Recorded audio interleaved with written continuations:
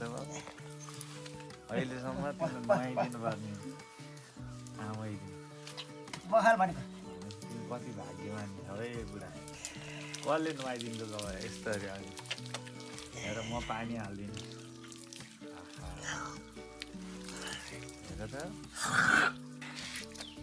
उसलाई नुहाइदिएँ त मैले नुहाइ धुवाइ पारेर पठाइदिएँ त आमालाई के त ए त्यही भएर आज आमा हो नुहाउनु त दिन्थ्यो नुहाउँछु उसले चाहिँ अस्ति नुहाइदिएँ मैले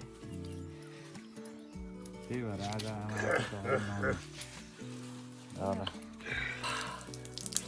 हेर नुहायो बा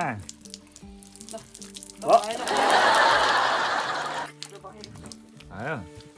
फाइनल्ली म पनि अब काठमाडौँ जानको लागि रेडी भइसकेँ अनि बजारसम्म चाहिँ बुवा पनि जानुहुन्छ त्यसको लागि बुवा पनि नुहाइ धुवाइ गरेर यस्तो ह्यान्डसम बनेर रेडी भइसक्नु भयो 10-15 दिनको बसाइपछि अब फाइनल्ली काठमाडौँ जानुपर्ने हुन्छ हाम्री आमा तपाईँहरू देख्न सक्नुहुन्छ भाउ पनि छन् भाउ र म चाहिँ चौतारा हो आमा चाहिँ घरमा आज म र 4-5 दिन घरमा बसेर अब मन चिसो बनाएर काठमाडौँ लाग्नुपर्ने हुन्छ गाइज।